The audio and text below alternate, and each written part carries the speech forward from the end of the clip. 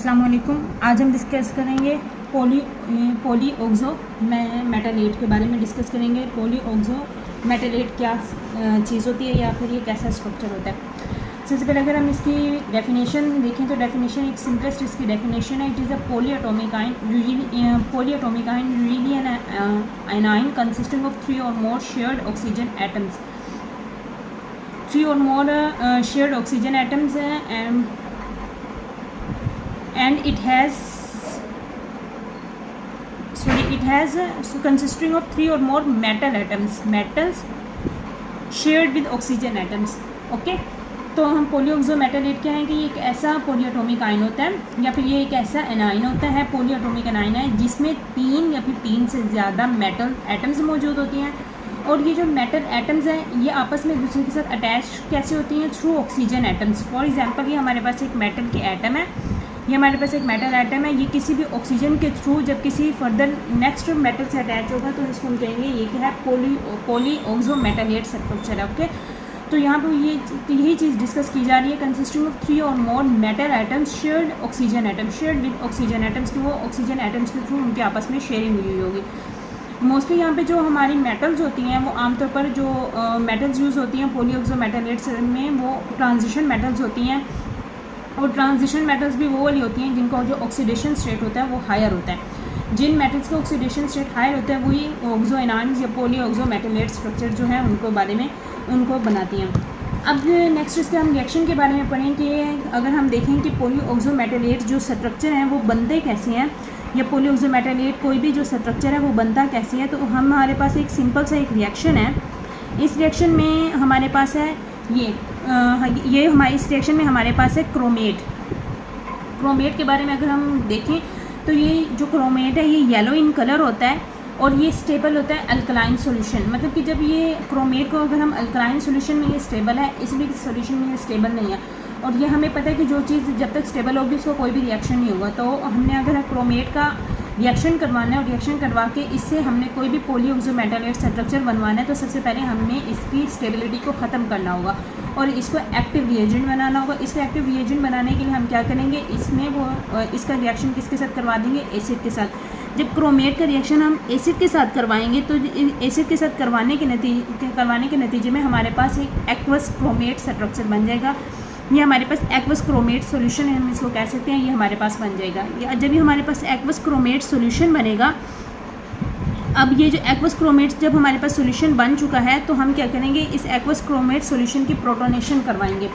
जब इस aqueous chromate solution की प्रोटोनेशन करवाएंगे तो हमारे पास पॉलीऑक्सो मेटालेट जो स्ट्रक्चर है वो बन जाएगा। ये पॉलीऑक्सो मेटालेट या फिर जो हम इसको कह सकते हैं कि जो क्रोमेट है इसकी डाइमराइजेशन हुई है और डाइमराइजेशन के नतीजे में ये हमारे पास एक स्ट्रक्चर बना है जिसको हम कह सकते हैं कि ये हमारा पॉलीऑक्सो मेटालेट स्ट्रक्चर है।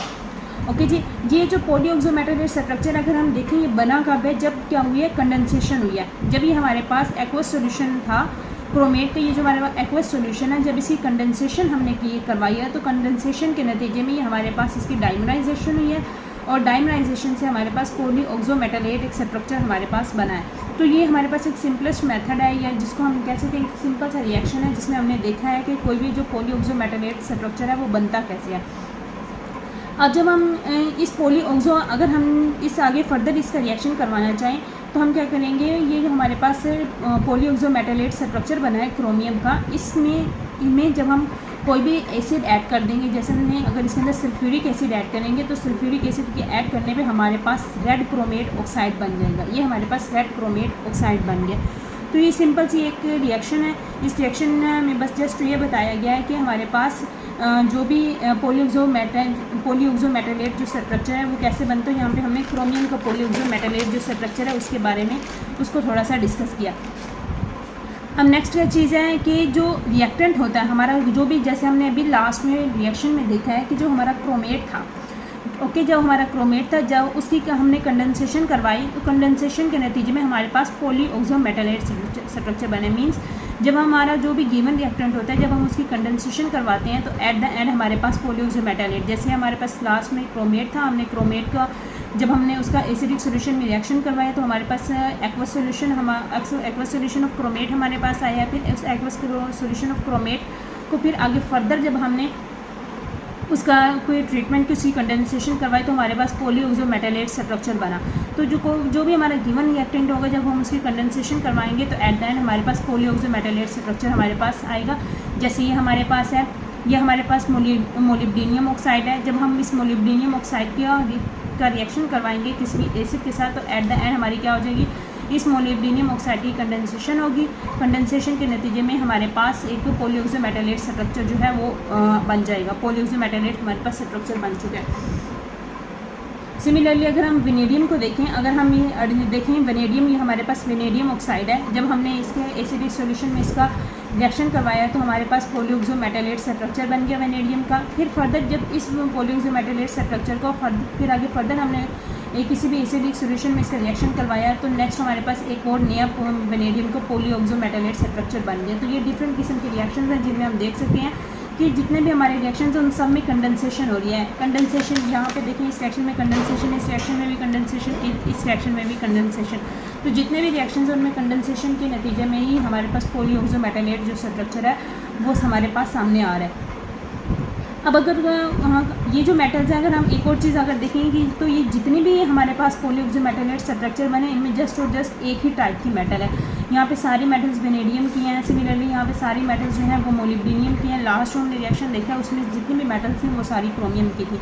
लेकिन कुछ मेटल्स ऐसे होती हैं जहाँ पे अगर कुछ मेटल्स ऐसी हैं जिनके साथ फॉस्फेट या फिर सिलिसेट के लिगेंड्स वगैरह आ जाएँ तो ऐसे इस नतीजे में जो हमारे पास स्ट्रक्चर बनता है वो होता है हेट्रोपोलीमेटालेट।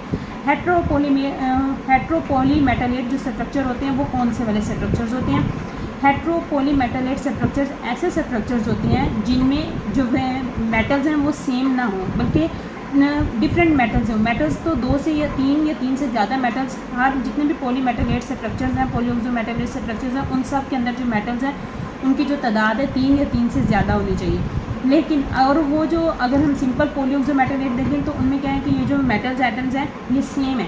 लेकिन अगर हम हेट्रोपोलीमेटालेट स्ट्रक्चर्स देखें तो ऐसे स्ट्रक्चर्स हैं जिनमें जो मेटल्स की तादाद है वो 3 या 3 से ज़्यादा होगी, लेकिन जो मेटल्स हैं वो क्या होंगी, डिफरेंट होंगी। जैसे हमारे पास कोई वेनेडियम है, ये हमारे पास एक मिसाल पे वेनेडियम का कोई कॉम्प्लेक्स है, ये हमारे पास एक मिसाल पे हमारे पास वेनेडियम का कॉम्प्लेक्स है।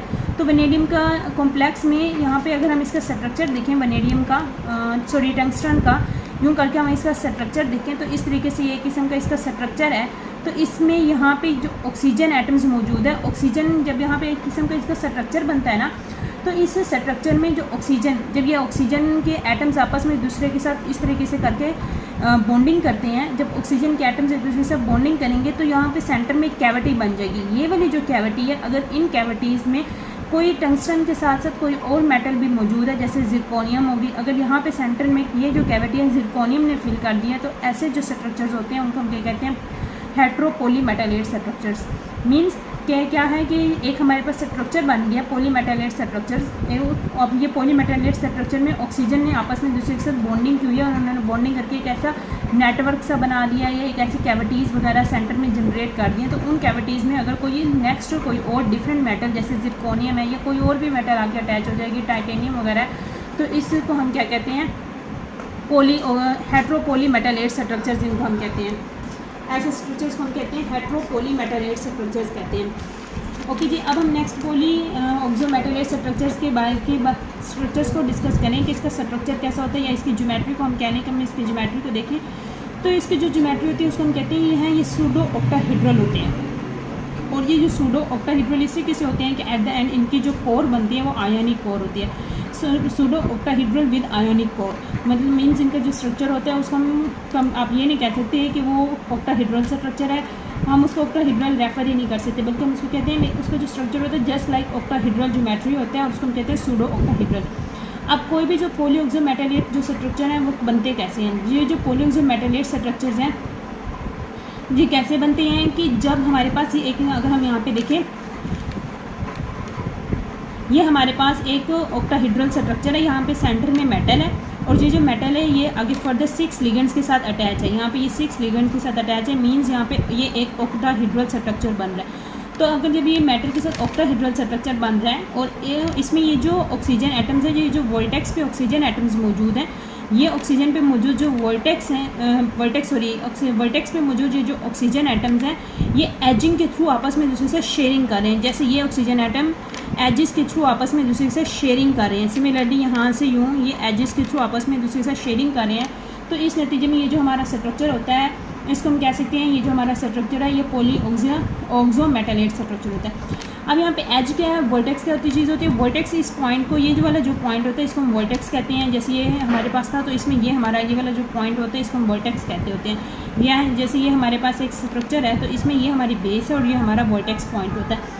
और एज किस चीज़ को कहते हैं, एज वो पॉइंट होता है जहाँ पे दो या दो से ज़्यादा वर्टेक्स आपस में एक दूसरे से ज्वाइन हो रहे हैं। जैसे ये हमारे पास एक एज है जिसके थ्रू ये हमारे पास एजेस ही है ना जिनके थ्रू एक वर्टेक्स पॉइंट दूसरे वर्टेक्स से ज्वाइन हो रहा है। तो पॉली ऑक्सो मेटालेट जो स्ट्रक्चर्स हैं ये कैसे बनते हैं, जब एज की शेयरिंग होती है। जैसे यहाँ पे ये एज की शेयरिंग हो रही है, एज की शेयरिंग हो रही है और सेंटर में हमारा, और जो हमारे पास ऑक्टाहेड्रल स्ट्रक्चर है और सेंटर में हमारे पास सेंट्रल में यहाँ पे मेटल आयन मौजूद है। और ये जो मेटल आयन क्या है बिल्कुल सराउंडेड हुआ हुआ है। मेटल आयन डिफरेंट टाइप्स के लिगेंड्स और ऑक्सीजन के से सराउंडेड हुआ है और यहाँ पे एज शेयरिंग हो रही है। तो इस सूरत में जो हमारा स्ट्रक्चर होता है उसको हम कहते हैं पॉली ऑक्सो मेटालेट स्ट्रक्चर होता है।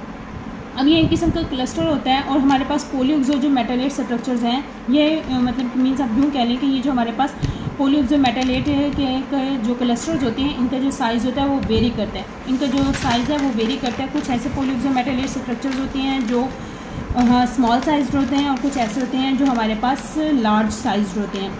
अब हमें कैसे पता चलेगा कि हमारे कौन से वाले पॉली ऑक्सो मेटालेट जो स्ट्रक्चर्स हैं वो स्मॉल साइज्ड हैं और कौन से वाले जो हमारे पास हैं वो लार्ज साइज्ड हैं। अगर हम देखें पॉली ऑक्सो मेटालेट जो स्ट्रक्चर्स हैं वो इस तरीके से हैं कि उनमें आपस में एज शेयरिंग हो रही है, तो हम इनको कहते हैं कि सच जो structures are called small sized structures. Okay, similarly अगर हमारे पास पॉली ऑक्सो मेटालेट जो स्ट्रक्चर्स हैं वो उनमें जस्ट वर्टेक्स होते हैं, जब मीन्स वर्टेक्स वहाँ पे वर्टेक्स पे कोई एटम मौजूद है बट वहाँ पे एज शेयरिंग नहीं हो रही, तो ऐसे जो स्ट्रक्चर्स होते हैं उनको हम कहते हैं poly oxo metalate large size structures. अगर हम इनकी एग्जांपल्स देखें तो ये हमारे पास स्मॉल साइज के एग्जांपल्स हैं और ये हमारे पास एक large size poly oxo metalate structure की एग्जांपल है। पॉली ऑक्सो मेटालेट जो लार्ज साइज होते हैं उनमें जस्ट एपेक्स या वर्टेक्स शेयर होती है, लेकिन जो स्मॉल साइज होते हैं उनमें एज शेयरिंग होती है। देखें तो जो मोलिब्डेट होते हैं इसकी डिफरेंट जो स्पीशीज़ हैं वो आइडेंटिफाई की गई हैं।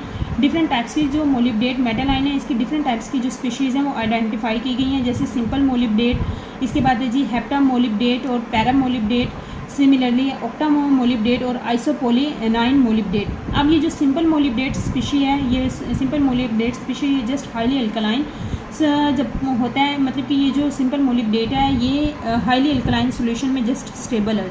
सिमिलरली जो हेप्टा मोलिब्डेट है, अब नेम से मेंशन हो रहा है कि जो हेप्टा मोलिब्डेट होगा यहाँ पे जो हमारे पास मोलिब्डेनियम की जो मेटल की ये के जो नंबर्स हैं वो 7 होंगे, मीन्स 7 मोलिब्डेट के जो एटम्स हैं यहाँ पे इन्वॉल्व होंगे। तो ये जो हेप्टा मोलिब्डेट है या जिसको हम पैरा मोलिब्डेट कहते हैं ये जस्ट और जस्ट स्टेबल होते हैं जब pH होगी वो 4 to 5 होगी। सिमिलरली ऑक्टा मोलिब्डेट स्टेबल कब होंगे, एसिडिक सॉल्यूशन में। और अगर हम बात करें आइसोपोलियानाइन मोलिब्डेट की तो ये हमारा स्टेबल कब होगा, जब हमारी जो pH है वो 1.8 होगी। तो ये डिफरेंट टाइप्स की स्पीशीज़ हैं। अब जितनी भी ये सारी स्पीशीज़ हैं ये सारी की सारी मोलिब्डेट की हैं, लेकिन इनकी जो स्टेबिलिटी है वो डिफरेंट पॉइंट्स पे डिफरेंट है। कुछ जो है वो अल्कलाइन सॉल्यूशन में स्टेबल है, कुछ एसिडिक सॉल्यूशन में स्टेबल है, और ये डिपेंड करता है कि वहाँ पे कितने मोलिब्डेट के जो आयंस हैं वो इन्वॉल्व हैं। अब ये जितने भी मोलिब्डेट के हमने जिन सबको डिस्कस किया, ये सारी की सारी जो मोलिब्डेट की स्पीशीज़ हैं ये सारी की सारी ऑलमोस्ट पॉली ऑक्सो मेटालेट हैं, लेकिन ये इनकी जो स्टेबिलिटी है वो वेरी कर रही है, उनकी जो लोकेशन है वो वेरी कर रही है। कुछ हाईली अल्कलाइन में स्टेबल है, कुछ की जो pH 4 to 5 होगी, सिमिलरली कुछ जो है वो एसिडिक सॉल्यूशन में स्टेबल होंगे। तो ये जो चीज़ है ये वेरी करती रहती है। ओके जी, ये हमारे पास था एक थोड़ा सा ओवरव्यू पॉली ऑक्सो मेटालेट का। अब हम देखते हैं कि मेटल क्लस्टर्स क्या चीज़ होती है। मेटल क्लस्टर्स की सिंपल अगर हम डेफिनेशन देखें तो ये एक ऐसे स्ट्रक्चर्स हैं जिनमें मेटल डायरेक्ट बॉन्ड मौजूद होता है, उनको मेटल स्ट्रक्चर्स कहते हैं। मीन्स एनी स्ट्रक्चर और any complex which has direct metal bond such structures are known as metal clusters.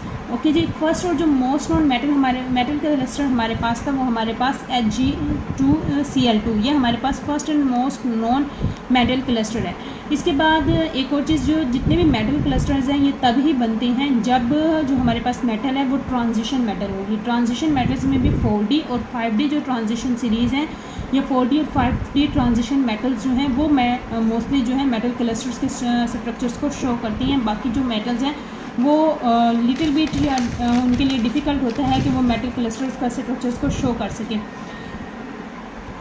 अगर हम इसकी एग्जांपल देखें तो हमारे पास मोस्ट कॉमन और मोस्ट नोन जो हमारे पास एग्जांपल है मेटल क्लस्टर की, वो हमारे पास मैंगनीज़ की है। अब इसमें अगर हम देखें तो मैंगनीज़ ने इस तरीके से, ये डायरेक्ट 2 मैंगनीज़ के एटम्स हैं, ये 2 मैंगनीज़ मेटल्स हैं, इन्होंने डायरेक्ट आपस में इस तरीके से बॉन्डिंग की हुई होती है, यूँ करके इनके उन्होंने आपस में बॉन्डिंग की हुई होती है।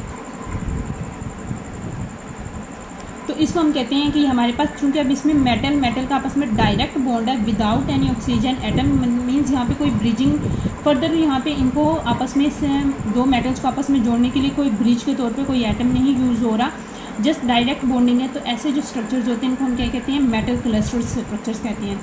अब ये जो हमारे पास क्लस्टर स्ट्रक्चर्स होते हैं, जैसे मैंने आपको पहले भी बताया, जितने भी क्लस्टर हमारे पास स्ट्रक्चर्स होते हैं, जितने भी मेटल क्लस्टर्स होते हैं, ये डी ऑर्बिटल्स को इन्वॉल्व करते हैं। जब ये डी ऑर्बिटल्स होंगे, मीन्स कोई भी ऐसी मेटल जिसमें डी ऑर्बिटल होगा वही मेटल क्लस्टर्स को शो कर सकेगी। बाकी जो मेटल्स हैं जिनमें डी ऑर्बिटल इन्वॉल्व नहीं होता वो मेटल क्लस्टर के स्ट्रक्चर्स नहीं बना सकती। अब इनकी जो शेप्स हैं, मेटल क्लस्टर्स जब बनते हैं तो इसमें जो डी ऑर्बिटल्स इन्वॉल्व होते हैं। अब हमें ये भी पता है डी ऑर्बिटल्स की डिफरेंट शेप्स होती हैं, जैसे Z² है उसकी शेप और होगी, DXY की शेप और होगी। तो डिफरेंट जो डी ऑर्बिटल्स हैं उनकी जो शेप्स हैं वो इन्वॉल्व होती हैं। और जब ये डिफरेंट डी ऑर्बिटल्स इन्वॉल्व होते हैं किसी भी मेटल स्ट्रक्चर को किसी भी मेटल कंपाउंड का स्ट्रक्चर बनाने में, तो इस नतीजे में डिफरेंट टाइप्स की ओवरलैपिंग होती है। फॉर एग्जांपल अगर हम देखें, अगर कोई भी जो हमारे पास मेटल स्ट्रक्चर है उसके अंदर DZ² इन्वॉल्व हो रहा है, तो DZ² के इन्वॉल्व होने की वजह से जो ओवरलैपिंग होगी वो सिग्मा ओवरलैपिंग होगी। सिमिलरली अगर हमारे पास जो ऑर्बिटल्स हैं वो ZX और DYZ हैं, तो इस नतीजे में जो हमारे पास ओवरलैपिंग होगी वो पाई ओवरलैपिंग होगी।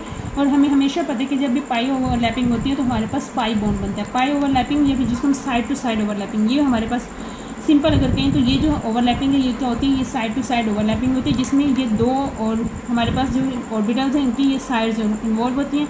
और सिग्मा ओवरलैपिंग उनको कहते हैं जिसमें हेड टू हेड ओवरलैपिंग होती है, उसको हम सिग्मा ओवरलैपिंग कहते हैं। ये हमारे पास डी ऑर्बिटल का स्ट्रक्चर तो नहीं है, लेकिन मैंने एक चीज़ आपको बताई है कि पाई ओवरलैपिंग क्या चीज़ होती है और सिग्मा ओवरलैपिंग क्या चीज़ होती है। तो जब सिग्मा हमारे पास कोई भी जो डी ऑर्बिटल्स हैं उनकी अगर शेप DZX और DYZ होगी तो इस नतीजे में जो हमारे पास ओवरलैपिंग होगी, ओवरलैपिंग के नतीजे में जो हमारे पास चीज़ बनेगी वो पाई बॉन्ड होंगे, और यहाँ पे जो ओवरलैपिंग होगी ये पाई ओवरलैपिंग होगी। एक होती है डेल्टा ओवरलैपिंग, और ये जो डेल्टा ओवरलैपिंग कब होगी, जब हमारे पास जो ऑर्बिटल्स हैं वो DXY और DZ²Y² होंगे, तो इस नतीजे में जो हमारे पास ओवरलैपिंग होगी वो क्या होगी, वो डेल्टा ओवरलैपिंग होगी।